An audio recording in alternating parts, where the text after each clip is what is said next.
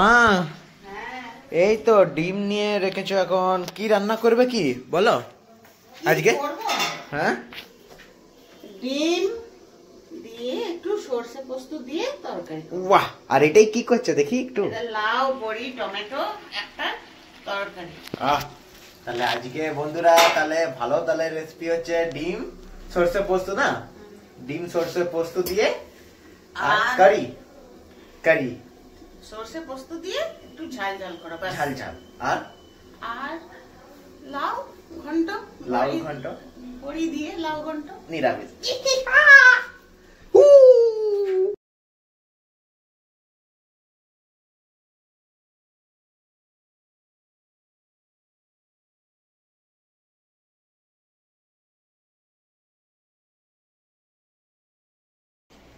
মা কি করছো?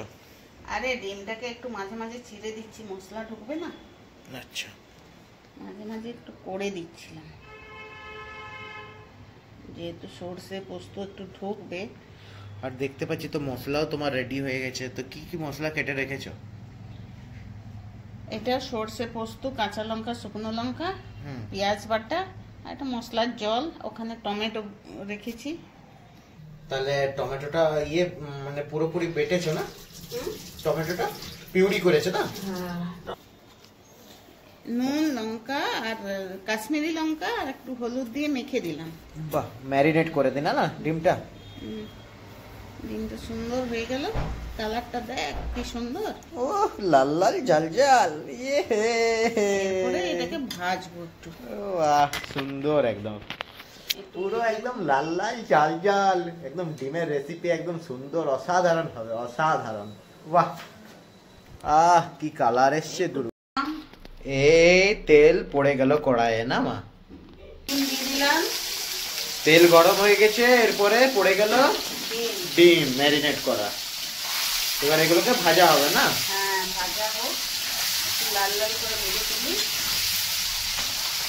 কালো জিরা দিয়ে দিলাম ফোড়নে। পড়ে গেল এবার তেলে কালো জিরা না?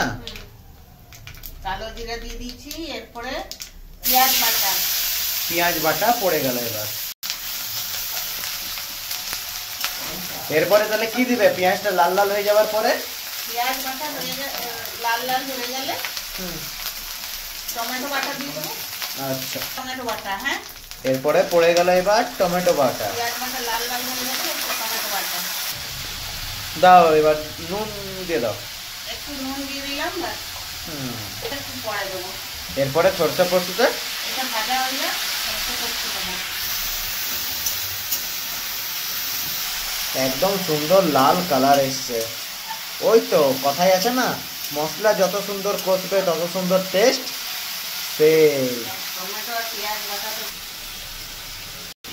এরপর কি পড়ে গেল? সরষে পোস্ত, হলুদ। সরষে পোস্ত হলুদ এরপরে পড়ে গেল না? হ্যাঁ, বাহ, এটাকে একটু ভাজা ভাজা করি, তারপরে জল দিয়ে দেবো। আচ্ছা মা, কালারটা তো খুব সুন্দর এসছে যে। হ্যাঁ, কালার তো সুন্দর হবে। বল, মশলা যদি দিই। কোথায় তুমি আর বেশি মশলা দিলে মা বলো? সরষে পোস্ত, মশলার পরিমাপ হচ্ছে মেন।